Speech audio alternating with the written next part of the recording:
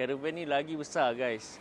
Inilah Hobby Excellence caravan yang diimport dari Germany. Atas tu dah siap ada awning dari tulis Omnister, tingkap sini besar. Mover XX yang membolehkan kita kontrol pergerakannya kiri ke kanan. Jadi kita boleh adjust. Kalau parking tu tak cantik, kita guna remote je untuk kontrol dia pergerakan. Kalau tak ada mover ni, kita kena tolak guna tangan. Untuk caravan yang tak ada mover, kita kena buat 2 orang tolak dia, nak adjust ke depan, ke belakang, kiri, kanan. Tengok design belakang dia pun cantik. Ni dari Hobby. Bicycle rack pun ada, dari tulis juga untuk 2 basikal. Kat sini lagi banyak tingkap. Sebab ini shower room. Nanti kita akan tengok kat dalam. Tempat mandi. Yang ni toilet dia. Yang ini black water tank cassette punya tingkap. Kita boleh buang najis kumbahan tu. Ini untuk cucuk shower power. Tingkap dia punya dapur. Yang ini tingkap ruang tamu. Siapa nak tengok bahagian dalam dia? Jom. Okay, bila masuk sini, tengok. Dia punya interior dia mewah. Kemas buatan dia. U-shape lounge. Meja pun besar. Kalau kita nak tukar jet katil pun boleh.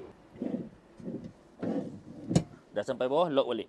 Lepas tu dah jadi katil untuk 2 orang buat.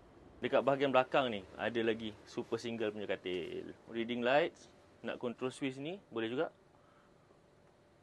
Untuk lampu semua. Storage compartment ada atas ni. Tengok design dia. Lepas tu ada skylight. Kita boleh buka untuk udara segar dan tengok pemandangan.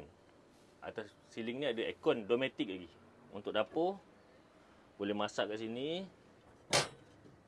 Ni sinki untuk basuh-basuh.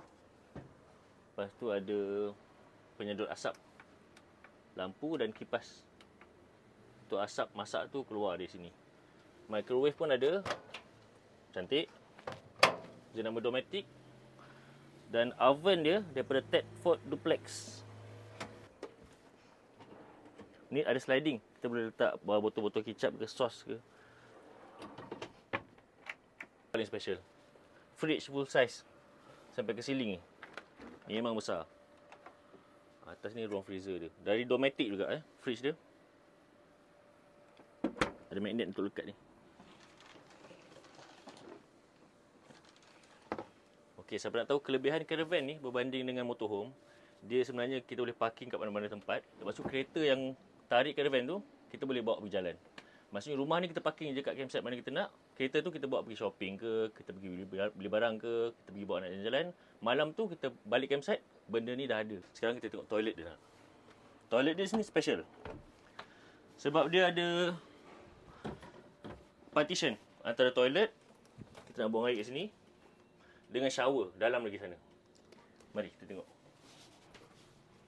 Ni sinki untuk basuh muka pagi-pagi. Bros gigi. Ni tempat mandi. Asing daripada toilet. Boleh tutup. Selesa. Tengok pemandangan. Kalau anak-anak tengah main kat luar tu, kita tengok dari sini je, monitor. Sini pun tingkap besar juga. Kalau siapa yang gaji banyak tu, boleh apply loan. Buat pinjaman sehingga 70% boleh lah. Tapi kalau dokumen cantik, mungkin lebih lagi. Tapi lagi satu cara untuk orang yang gaji sikit tapi duit simpanan banyak, beli cash je lah. Macam caravan ni kita ada 3 model tau. Yang ini nama dia Excellence, 200,000 lebih. Tapi siapa yang duit simpanan dia tak sampai tu, ada Hobby on Tour, 120,000. Dan lagi satu, lagi kecil untuk orang yang duit simpanan dia tak apa banyak, Hobby Beachy,